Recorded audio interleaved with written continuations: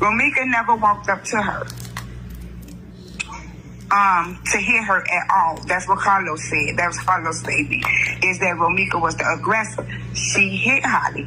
The camera showed her never going towards Holly, but it does show Holly going towards her, leaving her car, walking towards Romeca, arguing back and forth or whatever.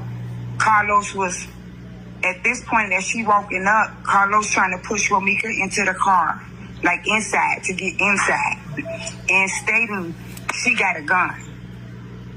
Holly got a gun. Get in the car. Romeca wasn't going like, basically, like, I ain't no bitch. You know, she can come over here if she wants to, basically, something like that. So she standing there. So Romeca got her arms folded, which the camera see. Tired of the lies and everything. Welcome to Criminal Conscience, where we don't just follow the crime, we explore the mind behind it. Subscribe and stay with us, because some truths are hidden deeper than you think.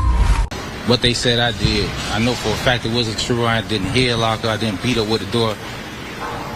I only try to diffuse the situation. They keep deflecting away from that. And what I did what they saying I did made it sound harsh, and I didn't do that. So we need justice. We need justice to be served too, the truth. And they keep deflecting from it. Sorry about that. So this is the document that we did receive. You see it there, that the motion was denied, and that in terms of Johnson, she will be back in court February 3rd of 2026. So that is the next court appearance. And then... Okay, so Ari was fighting for her client to get out. She's pregnant. She got accepted in dental class. Were you convinced? I wasn't. You weren't convinced. Yeah. So then, she got family here, and what else did she say? Let me look at my notes. So, Holly got family here. She's pregnant. She got like a 9 or a 7-month-old, some of that at home, and I understand. The deceased, but the deceased was the bully and this, that, and other. So when she pulled up the footage on her laptop where her, the state, and the judge only could see it, she kept contradicting herself with the times. So she got the OMEC footage. She kept saying, like, okay, that footage might not be accurate. Sharp's footage was 35 minutes off. Do me a favor. I want you to repeat that, but I want you to bring your speaker closer to your mouth. Okay. So the OMC, can you hear me now? I can hear you, but I just want to make sure they hear you well. Okay. The OMC footage, they have known to be kind of inaccurate. The Sharks footage was 35 minutes off. For months, the story of Quadeja Holly Johnson and Romeca Blackman has been told through a prism of he said, she said. The defense presented a narrative of fear, of threats, and of a woman forced to act in self-defense. But what happens when that story collides with cold, hard, unblinking evidence? What happens when the version of events presented in a 20-page motion is held up against what a camera actually saw? Today, for the first time, we are hearing the prosecution's forceful rebuttal. And in a Chicago courtroom, a picture is emerging that is starkly different from the one Holly Johnson's attorneys have painted. This is no longer just about conflicting witness statements. This is about a video that, according to those present, debunks the core of the defense's claim. The story is unraveling, and the twist is coming not from a new witness, but from a silent, digital one. Before we dive into these crucial updates, a huge thank you to the True Crime Unraveled community on YouTube and True Crime Unraveled TV on Facebook and TikTok. Your passionate discussions and deep dives into this case are incredible. We read every single comment, so please keep them coming. If you're new here, subscribe and hit the bell so you don't miss a single development in this ongoing legal saga. To understand the magnitude of this shift, we need to recall the defense's cornerstone argument. In their motion for pretrial release, attorneys Ari Williams and John Murray built a case for self-defense. They claimed Romeca Blackman was the aggressor. They stated she blocked Holly Johnson's car with her own, approached her aggressively, and that a physical altercation ensued.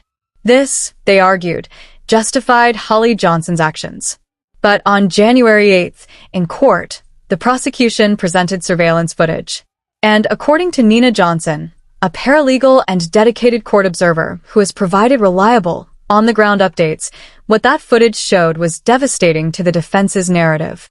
Nina Johnson, reporting on her Facebook Live, stated, "The cameras show her never going towards Holly." Okay, so she went Meeks went into the school. It was like 8:51. She stayed in there about 2 to 3 minutes. She left out at 8:53. So what camera was that? I think, if I'm not mistaken, let me see, did I write it down? The Sharks camera. It's the Sharks right there, right? So the Sharks camera captured Carlos leaving his house at 8:56, which his house is right around the corner from the school. 3 minutes later, they pull up. Romeca was already leaving. They pull up together, him and Holly in the car. They pull up together. They get on the side of Holly's car, which was parked across the street from the school, northbound. Yeah, left on the right side of Cermak. She was with Carlos overnight. And they pull up in front of the school. So Romeca gets to Cermak the 22nd. Romeca, she busted you. She busted you to get back on the E-way that way. From the understanding from the Google Maps, that's kind of like the only way that you can get on the E-way. If you go the opposite way, is which way she might have busted you. She see them. She was behind Carlos Mercedes-Benz. Holly's car was up a little bit, meaning that Romeca never was she wasn't blocking her in. No one was blocking her in. She was able to pull out if she wanted to. Okay? So Ari did have the CTA footage. She had the Sharks footage. And she also had the footage from the school. And so that's how they determined what time Romeca came in and out from the footages. So Romeca and Carlos was talking or whatever. Romeca had approached him. Holly wasn't right there. Holly was at her car. Him and Romeca talking back and forth. Holly said something to Romeca. Romeca ready to pop off. You know, she like, whatever, say something, you know, whatever they were saying to each other. Romeca never walked up to her to hit her at all. That's what Carlos said. That was Carlos' baby, is that Romeca was the aggressor. She hit Holly. The camera showed her never going towards Holly, but it does show Holly going towards her, leaving her car, walking towards Romeca, arguing back and forth or whatever. Carlos was, at this point as she walking up, Carlos trying to push Romeca into the car, like inside, to get inside, and stating she got a gun. Holly got a gun.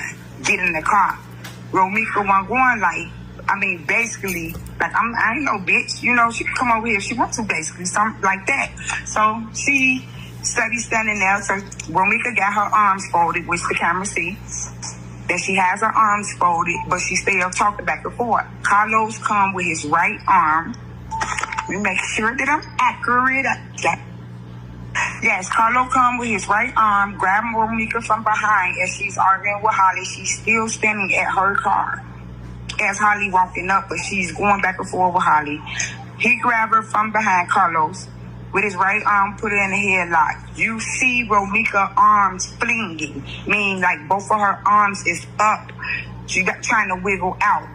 Soon as she wiggles out, remind you, Holly was already walking up towards her before he put her in a headlock. So when he put her in a headlock, Holly get kind of closer to her. When she finally wings out the headlock, boom, it goes down. The cameras catch that. So they at first they had cut it on. We didn't see anything. They had just cut the TVs on where we could see it and the judge could see it, because she wanted to present that evidence that was on her laptop. So he okayed it. He said, but he didn't want us to see it. It's because he didn't want to reveal anyone else that was on that footage, license plates, numbers, and things in that nature. So things won't escalate. So he showed the footage while we was there. None of us seen it. We didn't hear anything either. Only the state, Ari, and the judge seen that. Okay, so the courtroom was quiet, but outside, the tension was building fast. With the May 7th trial only weeks away, investigators and attorneys were reviewing what many people were now calling the most important development in the entire Romeca Meeks case. It wasn't just another witness. It wasn't just another rumor witness. It wasn't just another rumor. This time, officials confirmed that new evidence had been submitted. Evidence that could significantly impact the case against Carlos Smith and Holly Johnson. For months, the public had followed every update, every hearing, and every statement from the family. Many believed the case was already strong, but insiders began to whisper that this new material could change everything. Legal analysts described it as critical and highly relevant to the upcoming trial. According to reports, the evidence included previously unreviewed digital records and documentation that investigators had been carefully verifying. Detectives spent long hours comparing timelines, reviewing communications, and confirming details that had not been fully understood before. They wanted to be absolutely certain before presenting anything in court. Meanwhile, Romeca's family continued to wait. They had endured months of uncertainty, sleepless nights, and painful reminders of their loss. Each new development brought both hope and anxiety. Hope that the truth would finally be clear. Anxiety about what the courtroom would reveal. As the calendar moved closer to May 7th, one thing became clear. This trial would not be ordinary. The new evidence had raised serious questions, and possibly provided long-awaited answers. Attorneys on both sides were preparing carefully, knowing that every detail would matter once the proceedings began. The world was watching, and the truth was getting closer. Like and subscribe to Criminal Conscience True Crime for more straightforward updates and real-time coverage of this developing case. Behind closed doors, investigators were working with urgency. The new evidence that had surfaced was not something simple or routine. It required careful review, precise documentation, and expert analysis. Detectives understood that with the May 7th trial approaching, every piece of information had to be accurate, reliable, and ready to stand up in court. Sources close to the investigation revealed that officials had begun connecting details that were once scattered. Timelines were being reconstructed step by step. The records were compared, statements were reviewed, and inconsistencies were examined closely. What once looked like separate events were now starting to form a clearer picture. Legal teams on both sides immediately took notice. Defense attorneys began preparing their response, knowing that new evidence could influence how the case would be presented before the judge and jury. Prosecutors, on the other hand, focused on strengthening their argument, ensuring that the information would be explained clearly and responsibly during the trial. For Romeca's family, the waiting became even harder. They had followed every update since the beginning, hoping for clarity and accountability. Each new development felt like another step toward understanding what truly happened. But it also brought emotional weight, reminders of the loss they were still trying to process. Family members continued to stand together, supporting one another as the case moved forward. They spoke about patience, strength, and the importance of letting the legal process unfold. Their message remained consistent. They wanted the truth to be established in a fair and transparent way. As the countdown to May 7th continued, the atmosphere around the case grew more intense. Everyone understood that the upcoming trial would be shaped by facts, evidence, and testimony. And with investigators now connecting the dots, the next chapter of this case was beginning to take form.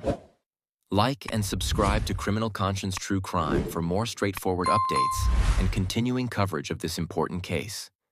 As the calendar moved closer to May 7th, the pressure inside the investigation grew stronger. The new evidence was now at the center of every legal discussion. Prosecutors, defense attorneys, and investigators were all carefully reviewing the materials, making sure nothing was overlooked. This was no longer just about gathering information. It was about preparing for one of the most important moments in the case. Officials understood that whatever was presented in court had to be clear, verified, and supported by facts. Experts were brought in to analyze the records, confirm timelines, and explain technical details that could help the court understand the full picture. Every document, message, and report was examined with precision. Legal analysts began to speak publicly about the possible impact. Many believed the new evidence could significantly influence how the case against Carlos Smith and Holly Johnson would be viewed during the trial. Some described it as a turning point, not because it guaranteed any outcome, but because it added new information that the court would need to consider carefully. Meanwhile, Romeca's family continued to watch and wait. They attended meetings with legal representatives, asked questions about the process, and tried to prepare themselves emotionally for what the next few weeks might bring. For them, this was not just a legal matter. It was deeply personal. Every update reminded them of the pain they had carried since the beginning of the case. Despite the uncertainty, they remained hopeful. Hopeful that the truth would be presented clearly. Hopeful that the courtroom would provide answers. And hopeful that the legal system would handle the case with fairness and responsibility. With only weeks remaining before the May 7th trial, one thing was certain. The evidence review was intensifying, and the world was paying close attention. As the new evidence continued to be reviewed, the defense team began preparing for what many believed would be a difficult courtroom battle. With the May 7th trial just weeks away, attorneys representing Carlos Smith and Holly Johnson knew they had to examine every detail carefully. Their responsibility was to understand the evidence, question its reliability, and ensure that their clients' rights were protected throughout the legal process. This preparation was not rushed. It was methodical, serious, and focused. Behind the scenes, legal meetings became more frequent. Defense lawyers studied reports line by line, consulted experts, and discussed possible explanations for the information investigators had collected. They wanted to be ready for any argument the prosecution might present. In cases like this, preparation could make the difference between confusion and clarity in the courtroom. At the same time, prosecutors were strengthening their case. They continued organizing their evidence, arranging witnesses, and building a timeline that they believed would help the court understand what happened. Both sides understood that the upcoming trial would require careful presentation of facts, not speculation. For Romeca's family, these developments brought mixed emotions. They knew the legal process had to be fair. They understood that every person involved had the right to defend themselves. But they also carried the weight of grief and the hope that the court would reveal the truth. Each new update reminded them how close they were to the next major step in the case. The days were moving quickly now. Court officials finalized schedules. Attorneys confirmed witness availability. Investigators double-checked their findings. Everyone involved was preparing for the moment when the trial would officially begin. As the countdown continued, one message echoed through the legal community. The courtroom would soon decide how the evidence would be understood. As news about the new evidence continued to spread, the family of Romeca Meeks found themselves facing another wave of emotions. Each update about the case brought hope, but it also brought pain. Hope that the truth was getting closer. Pain because every discussion about the evidence reminded them of the loss they were still trying to live with. Family members spoke quietly among themselves about what the new information might mean. They did not focus on rumors or speculation. Instead, they focused on staying strong and supporting one another as the May 7th trial approached. They knew that whatever happened in court would be difficult to hear, but they also believed that facing the truth was necessary for healing. One relative shared a simple but powerful message. They said the family was not seeking revenge or attention. What they wanted was clarity. Clear answers about what happened to Romeca and accountability through the legal process. They understood that the court would examine the evidence carefully, and they placed their trust in that process. Despite the emotional weight, the family continued to prepare. They discussed how they would attend the trial together, sit side by side, and support each other through every moment. They knew the courtroom could be overwhelming, but they believed their unity would give them strength. Standing together became their way of honoring Romeca's memory. Meanwhile, supporters from the community reached out with encouragement. Friends sent messages of comfort. Neighbors offered prayers. Many people promised to be present when the trial begins, showing solidarity with the family during one of the hardest periods of their lives. As the days moved closer to May 7th, one thing became clear. The new evidence had changed the atmosphere surrounding the case, and the family was preparing their hearts for whatever the courtroom might reveal. Like and subscribe to Criminal Conscience True Crime for more straightforward updates and continuing coverage of this developing case. As the May 7th trial moved closer, the entire community began paying closer attention to the case of Romeca Meeks. What once felt distant had now become urgent. Conversations were happening everywhere, in homes, workplaces, and online. People wanted to understand what the new evidence meant and how it might affect the case against Carlos Smith and Holly Johnson. The stakes were clearly rising. Legal observers noted that when new evidence appears shortly before a trial, it can change how both sides prepare. Prosecutors may adjust their presentation, while defense teams may develop new strategies to respond. In this case, both sides were working carefully behind the scenes, knowing that every detail would matter once court proceedings begin. The state had something to say on it. Why would she might won't fly away or be a fly risk, but she's definitely an endangerment to the community. She got the order of protections. Like, if it wasn't in concert, meaning her and Carlos together or as a plot, it's like she didn't care about anybody but herself or what it was she was doing. She didn't think about that, it's CPS school dispatchers out there that could have got harmed. It was students and kids walking. She's right across the street from a school. We can see from the footage. He said, Ari showed you the footage. We see the footage, Your Honor, and you never see Romeca walking to Holly. You see Holly, for Romeca to be the aggressor, Romeca never left her car.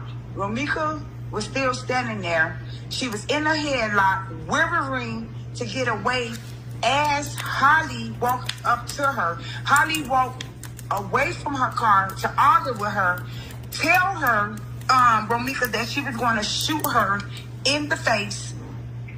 And she said it twice. She said, I'm going to her, the exact words that I'm reading right now, and I can remember clearly. I'm going to shoot you in the face, bitch.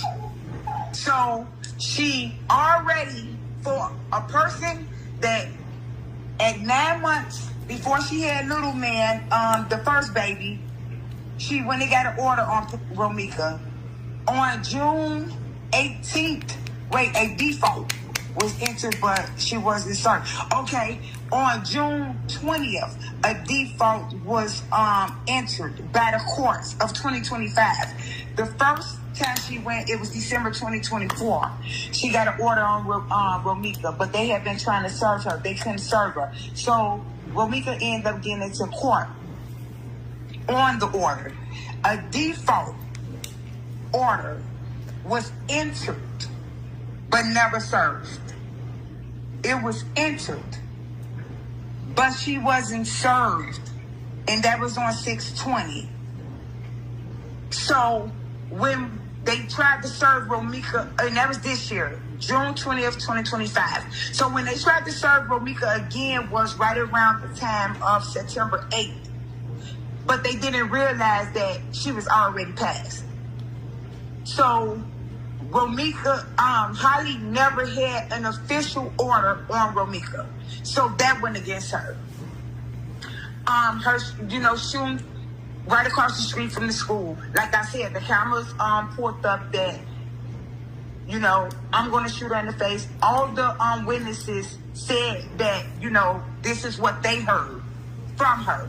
One of the witnesses stated that she heard Carlos telling Romeca, like as he pushing the door on her, like she got a gun. So I'm assuming that's the reason why he was trying to push her in the car. But when she refused, then the headlock, he put her in the headlock. So Holly walked back to her car. Remember, she was halfway in the street, almost to Romeca, when she was telling her she was going to shoot her in the face, bitch. So she walked back to her car. So this is the state's defense. He said when she walked back to her car, she had to go, she would get to her driver's side before she would get to her passenger side, Holly. So she walked past her driver's side, around the back of her car, to the front seat. Her baby was in the back seat on the passenger side. She walked past her baby,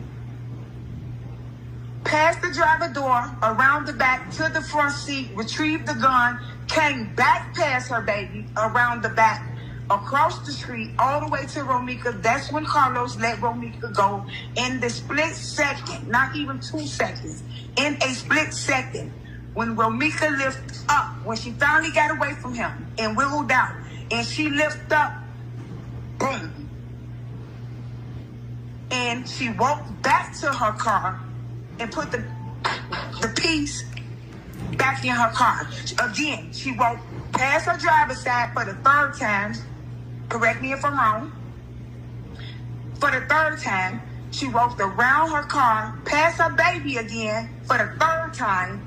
Never even looked at her baby, glanced at her baby. She went right for what she was going to get, which was the pow-pow. Put it back in the car on the passenger side, and then walked back around her car on the driver's side and stood. That's when we see her standing there talking to somebody on the phone. But the person she was talking on the phone with wasn't even the police. So the state say, how are you scared? One, you're parked in front of her child's school. Yeah, it's Carlos' child's school, but it's not your child's school. You're parked in front of her school. You went to every court date to get an order of protection put on her because you're that terrified of her sending you threats saying she was going to kill you and your child. But not once did you stop at that car and reconsider what you was going to do, and you had a child in you and in the car with you. No, she is pregnant, but Ari corrected him. When he said that, she corrected him. She said she wasn't pregnant on the scene. And so he was like, well, I object, Your Honor. She had a live baby in the back passenger seat of the car with her. Then she walked past 3 or maybe 4 times, and she never reconsidered. She could have, when she walked to her car, she could have walked and got in her car, because she got to her driver door, and these is his words. She got to her driver door before she would get to her passenger side door. She could have got in her driver door, reconsidered, looked at her baby, and sat in there and called the police. But she did none of that.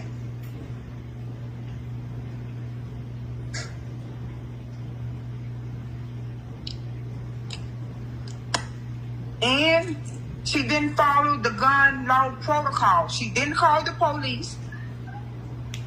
And She put the gun back in her car. When she was supposed to turn it over to the police when they approached her. But instead, she stood there. One of the witnesses, and I believe that this is witness, I'm not looking at my notes right now, but I believe this is witness number 3 that was on the recording, like, she fucking shot her. She just put the gun back in her car. Back in her car. So that's how the police knew who the shooter was. When they asked Holly, you the shooter? I believe it was a female officer that asked her this. You the shooter? She said, yeah. And that's when you hear her say, I'm concealed to carry. I got an order of protection on her. And they, the state say, she wasn't, for this to be her first time ever killing, someone or ever shooting someone, she wasn't surprised. She wasn't, oh, I'm sorry. She wasn't nervous. She wasn't shaking. She had no reaction. The only reaction she had was like she was waiting on the police to come and ask her so she can say, I'm concealed to carry. I have an order of protection. And he say, and she doesn't, she's concealed to carry. But she doesn't have an order of protection on her. And back to my first argument. If I'm so scared of someone, why would I be right in front of their child's school? So he said, I believe it was arranged.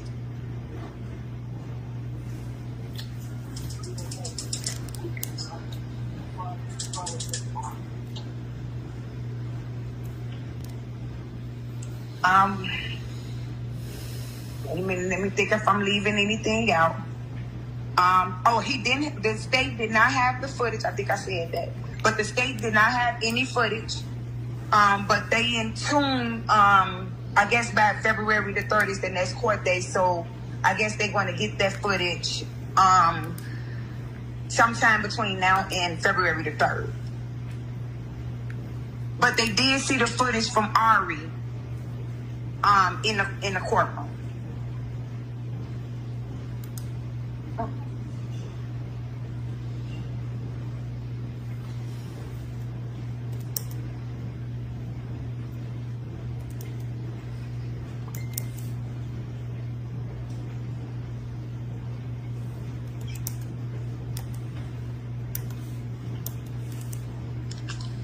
I'm just looking over my notes, y'all. Give me a little bit seconds. I'm just looking to make sure that I didn't miss nothing. One girl, black with green aggressive. Okay, I covered that. Cop 9 months pregnant. Yeah, so she was 9 months pregnant.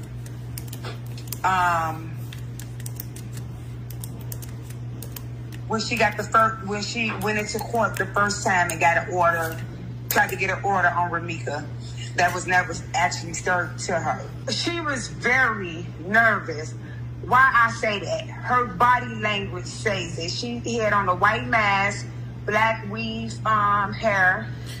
I think that when she turned around, her auntie was like trying to get her attention or whatever, and like, hey, way better, like happy, try to, I guess, motivate her or whatever. And she just nodded her head up and down and turned back around. And I didn't really see her turn back around because I was like in the second row on the opposite side of where Hottie said. Like Hottie was on the left side and I was on the right, and I was on the end on the second row. And so I was looking, I had clear view of Ari. Community members followed updates closely. Some expressed hope that the new evidence would bring clarity. Others worried about the emotional toll the trial might take on everyone involved. Regardless of their opinions, most people agreed on one thing: the truth needed to be established through the legal process. For the family of Romeca, the growing public attention felt overwhelming at times. They appreciated the support, but they also carried the weight of grief every single day. Each new conversation about the case reminded them of their loss. Still, they remained focused on staying strong and honoring Romeca's memory. Local leaders encouraged patience. They reminded the public that trials are designed to examine facts carefully and fairly. Rushing to conclusions, they said, would not help anyone. What mattered most was allowing the legal system to do its work responsibly. As the days passed and the countdown continued, the atmosphere around the case became more intense. Everyone understood that the upcoming trial would be a defining moment, not just for the legal teams, but for the family, the community, and everyone seeking answers. With the May 7th trial now just around the corner, the final preparations began to take shape. Inside legal offices, investigators, attorneys, and court officials worked long hours to ensure everything was ready. This was the stage where every detail had to be checked one last time. There was no room for mistakes. The new evidence remained the center of attention. Prosecutors carefully organized their materials, making sure each document, their report, and timeline could be clearly presented in court. They understood that the strength of their case would depend on how well the information was explained.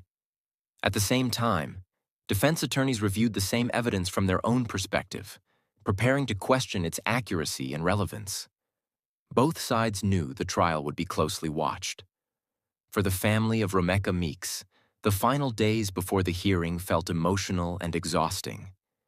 They had waited a long time for this moment, and now it was almost here.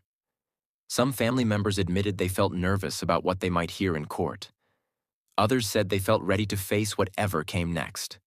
Despite their fears, they stayed united. They talked about supporting one another, sitting together in the courtroom, and standing strong for Romeca. And their focus was not on arguments or headlines. It was on honoring her memory and seeking truth through the legal process. Meanwhile, the community continued to show support. Messages of encouragement arrived daily. Friends promised to attend the trial, offering comfort during a time filled with uncertainty. These gestures reminded the family that they were not alone as they prepared for the next step. As the countdown reached its final days, one reality became clear. Everything was in place. The evidence was ready, and the courtroom would soon become the place where the next chapter of this case begins.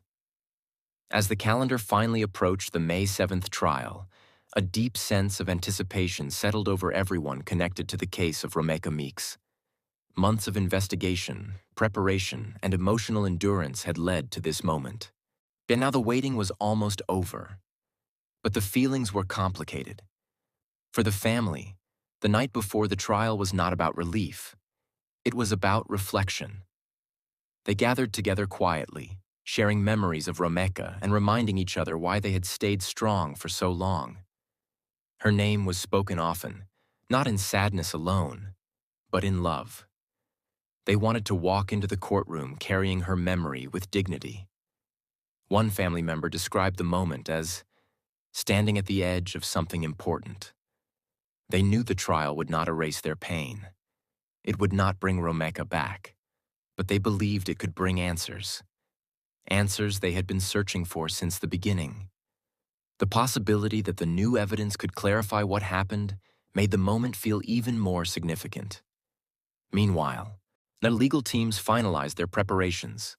Prosecutors reviewed their files one last time. Defense attorneys confirmed their strategies. Court officials ensured everything was ready for the proceedings to begin. The courtroom would soon become the place where evidence would be examined and decisions would be made. Outside the courthouse, the community prepared as well. Supporters planned to attend the hearing, offering their presence as a sign of solidarity with the family. Others followed updates closely, hoping the trial would move the case forward in a fair and responsible way. As the night grew quiet, one thought remained in everyone's mind. The truth was about to be tested. And while no one could predict exactly what would happen once the trial began, there was a shared understanding that this moment mattered. Not just legally, but emotionally. When they asked Holly, you the shooter? I believe it was a female officer that asked her this. You the shooter? She said, yeah. And that's when you hear her say, I'm concealed to carry. I got an order of protection on her.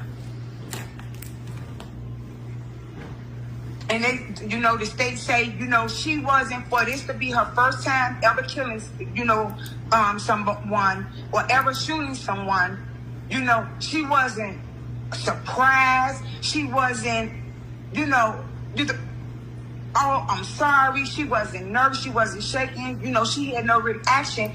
The only reaction she had was like she was waiting on the police to come and ask her so she can say, I'm concealed to carry. I have an order of protection. And he say, and she doesn't, she's concealed to carry. But she doesn't have an order of protection on her. And back to my first argument. If I'm so scared of someone, why would I be right in front of that child's school? So he said, I believe it was arranged.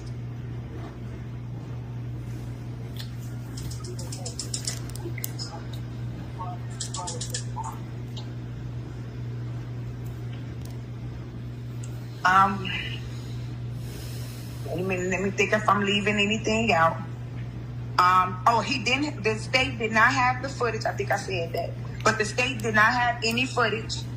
But they in tune, I guess by February the 3rd is the next court day. So I guess they're going to get that footage sometime between now and February the 3rd.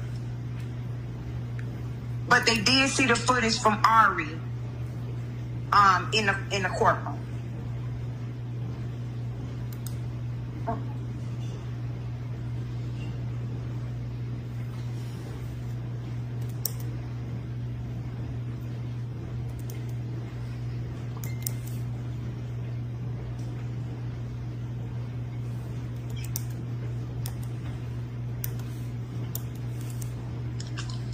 I'm just looking over my notes, y'all. Give me a little bit seconds.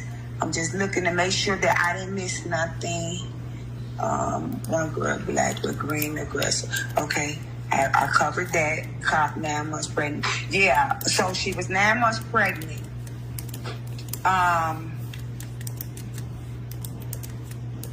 When she went into court the first time and tried to get an order on Romeca, that was never actually served to her. She was very nervous.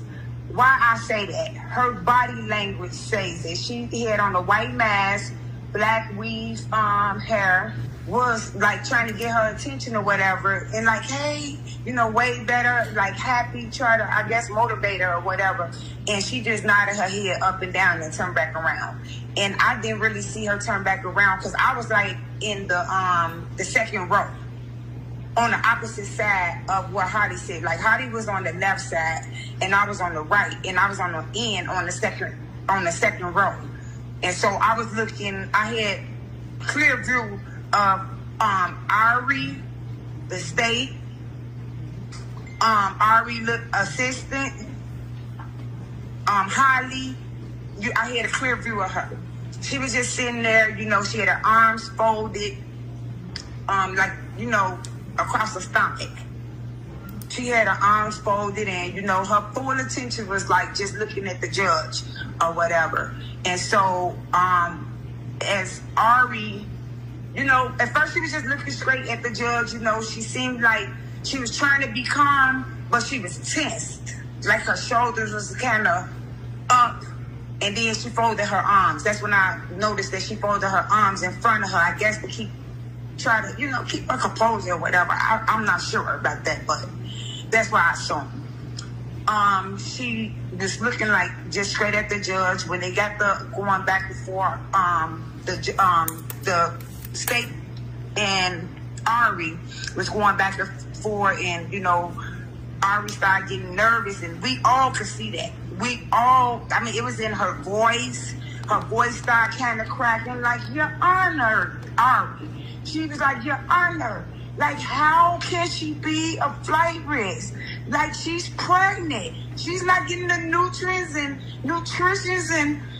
and health care that she needs up in jail. We all know that. So then Holly started looking like cutting her eyes around the courtroom, but she never turned around. So Ari and her assistant was her assistant was giving her like little folders and stuff like that. And, Ari stepped to the side and listened to what her assistant had to say. And then, I guess she was giving her information that she probably forgot to back up her statements. And so when they was talking, we took a 5-minute break. And when they was talking, some people went in the hallway. I stayed right there. I was looking at Ari and the state the whole time, and Holly. And Holly turned around, and her eyes was big. Like, she turned around, like, to her right. She on the left. The assistant is behind her. She at the desk with Ari, but the assistant is behind both of them. And so Ari get up, she walked behind her and talked to her assistant. Holly turned around to her right, kind of in the chair, and she was like 40, like looking at them, like full attention, 100%. She was focused on the lawyer and what they was talking about. At this time, you could see she wasn't teary-eyed, but her eyes was moving back and forth to like the state being Ari, as if she was like probably getting really nervous. So when she did finally, when the judge made the last call and say, well, he said, like, the motion is denied. Yeah, that's exactly what he said. He said, well, motion is denied, and we'll continue this on February 3rd. And her eyes just went down. When she came back up, when her eyes came back up, her head never dropped. But when her eyes came back up, I was looking right in her face. Ari was rubbing her back, like, in the, it was an officer, a sheriff on the left side of her, sitting in the chair. And she was looking at Holly in her face for like a long time, but Holly wasn't paying her any attention. She was looking straight at the judge. And then she started looking at, Ari, her attorney, and the state, when they was, showing the footage and going back and forth, litigating, I guess that's what you call it. Mm-hmm. So when she got up, we couldn't say nothing. Her team couldn't say nothing. She just got up and she had that pregnant walk, like that little wobble, like walking to the side. I guess that was her little play walk or whatever. But she got that little wobble walk as if she's probably like 6 or 7 months. But I was looking at her eyes. I was trying to see, and then she how you walk around the desk. So she got to turn kind of slightly my way. I could see the side of her face, and it looked like, I'm right there in the front, y'all. So it looked like she had teared up. She didn't drop a tear, but it looked like she had teared up. Because I was like, oh, now she want to cry.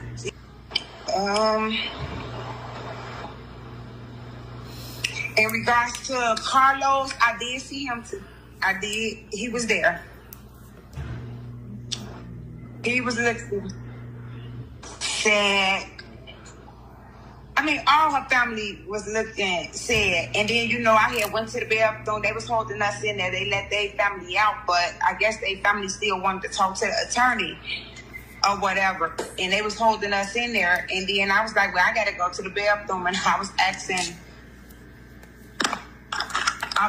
the sergeant, Officer Brown, I'm like, can you take me to the bathroom? And can I go, in the back? And he was like, no, only the state's attorneys and the sheriffs could go back there. And I was like, well, you can take me. He was like, don't start no mess now. So, the officers was playing with us, like cracking little jokes and stuff like that, trying to make everything, I guess, keep everything peaceful. They, her family, Holly's family was out in the hallway. And then he told me I could go to the restroom, like, around the corner from 301, so I kind of did that or whatever. And I came back, everybody was going downstairs, so I had met them downstairs. So that's when I seen Ari come out the courtroom as I was waiting on the elevator. I seen Ari come out the courtroom, and she looked at me, and I looked at her, and me and her connected eyes.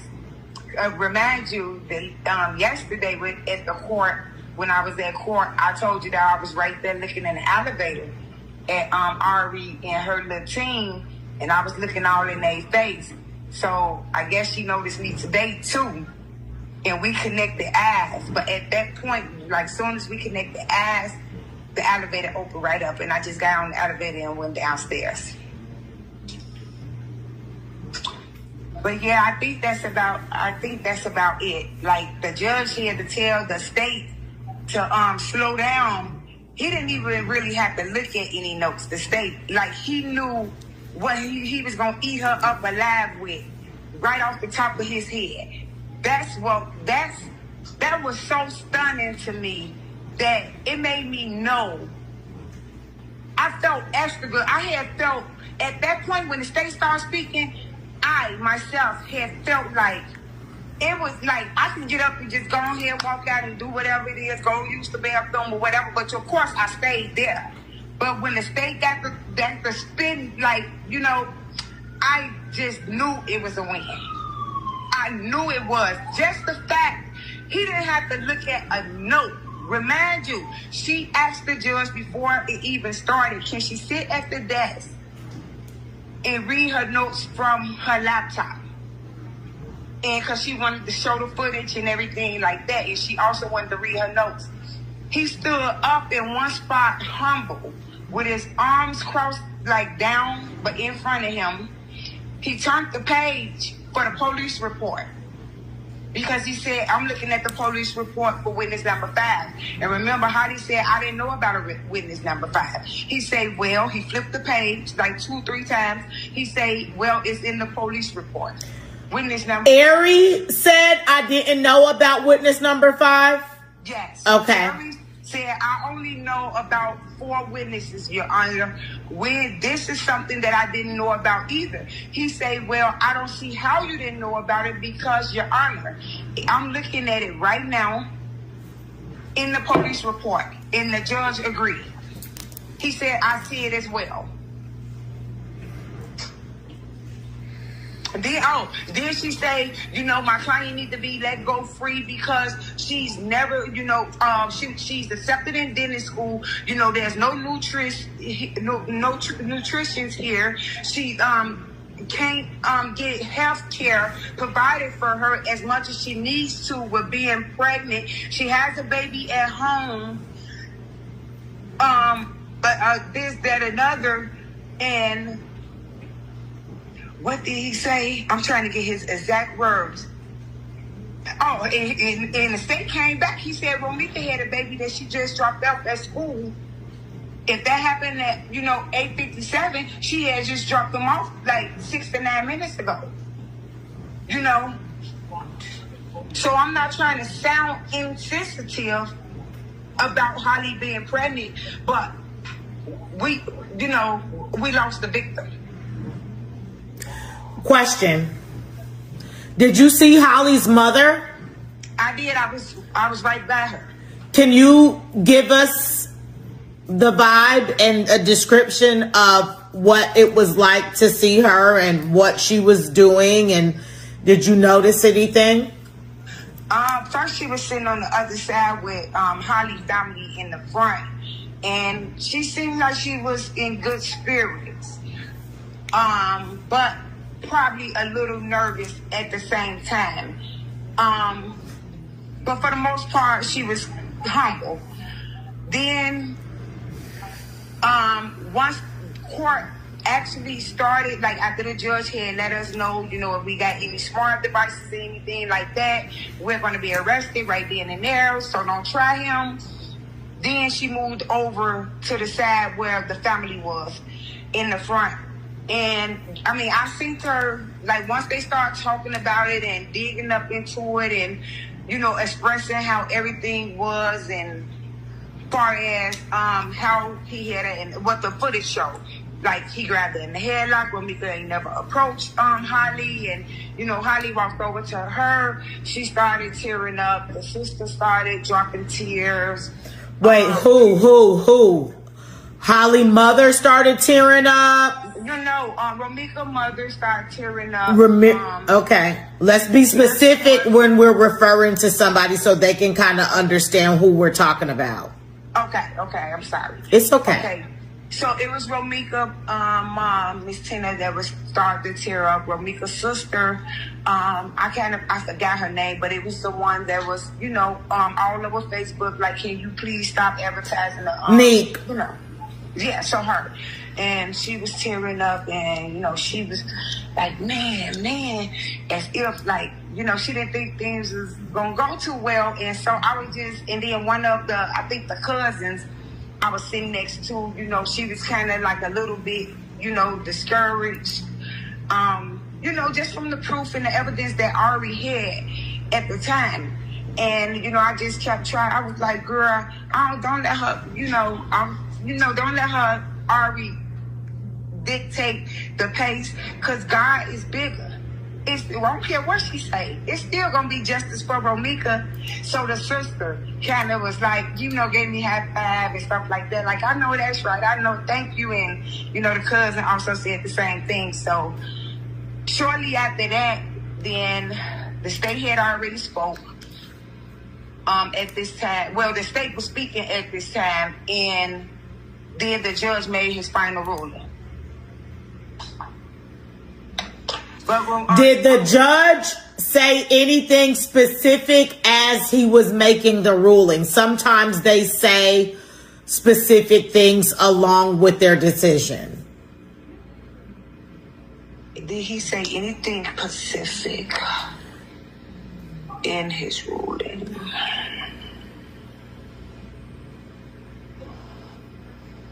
No, not that.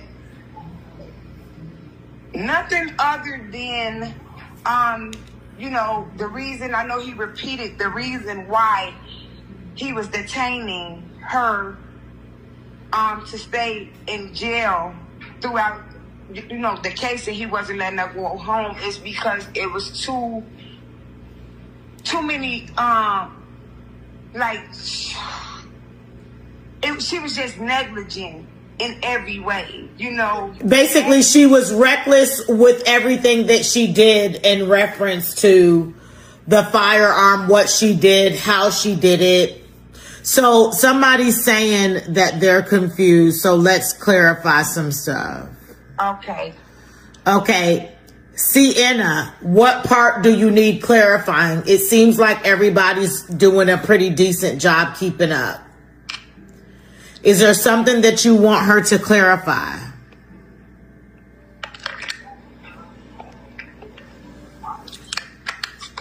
Yeah, they can ask me anything. I know I'm back and forth, but it's okay.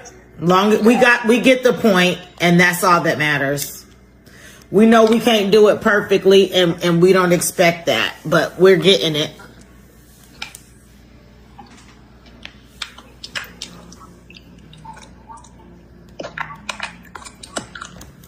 Yeah, but for the most part, while she sending her update, but for the most part, when Mama did, she was sitting in the front, on the side right in front of me. So she was in the first row. Remember, I said I was in the second row. So she turned around to me and she started like smiling at me. She was like, "Your hair's so pretty." Who started smiling at you?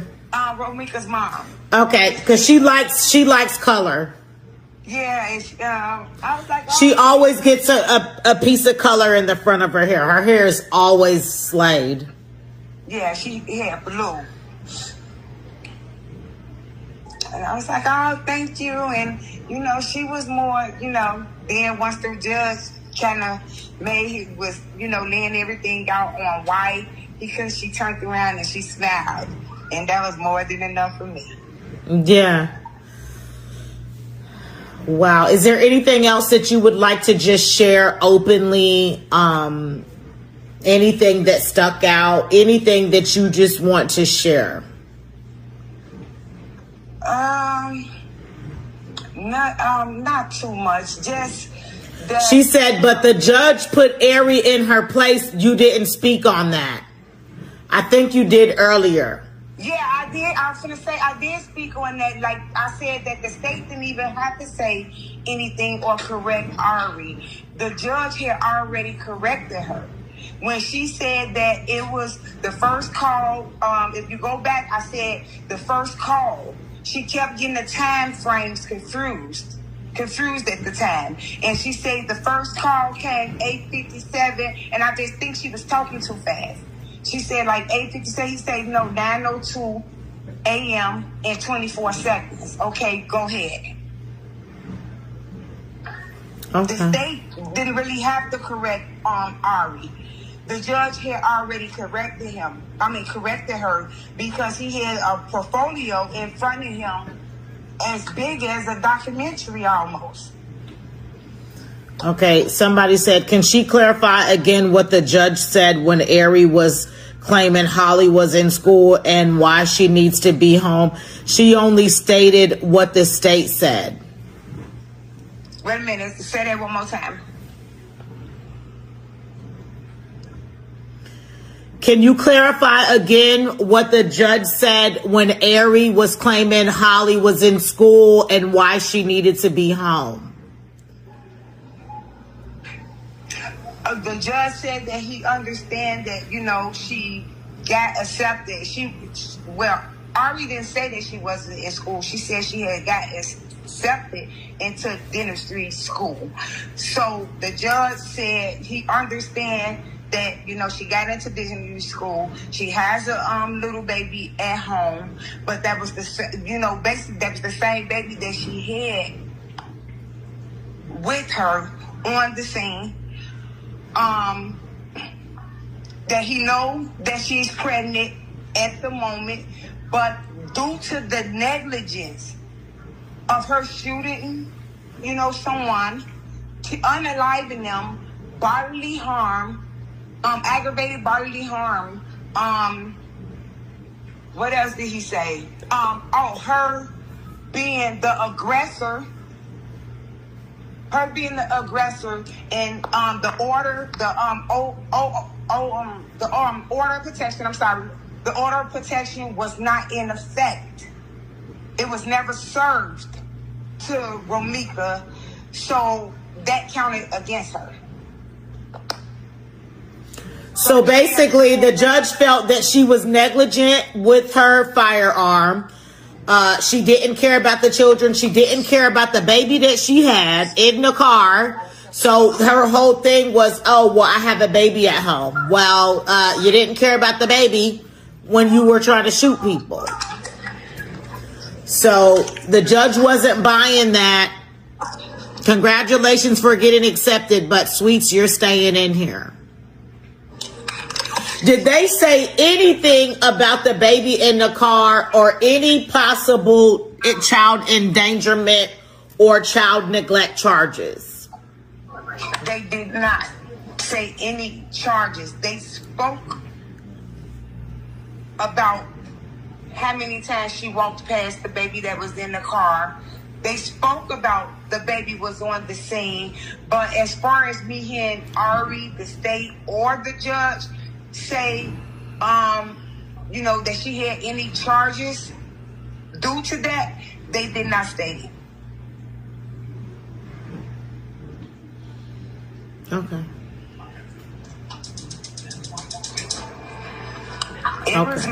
The case was totally about her unaliving Meeks and how that played out and what measurements she could have took to defuse the situation. The state addressed it about Holly. He laid out ways that she could have diffused the situation, and that's why they consider her as an endangerment to society. And those, in case you didn't hear me, I'm going to say it again. Those reasons were, it's a school there. It's a lot of kids, older people, work, that's a work area. It's a busy street. She shot 3 times. She could have went, you went to your car. You went around your car. You went past your driver door 3 times. and you never thought to reconsider after you said twice, I'm going to shoot you in the face, bitch. I'm going to shoot you in the face, bitch. Then you walk to your car, past the driver's door, went around the back way. So imagine her in the middle of the street. She turned back to go to her car. That's the driver's door. She go around towards the back. She passed her baby that's in the back seat on the passenger side to go to the front passenger side front door to retrieve her weapon. Then she walked back past the baby, the same way she walked over there, around the back of the car, past the front to go back over there. Then she pow, pow, pow. Then she go back to her car. She passed the driver's door again. Go around, pass her baby. For the family of Romeca Meeks, this was the beginning of a new chapter in their search for answers. Like and subscribe to Criminal Conscience True Crime for more straightforward updates and continuing coverage of this important case.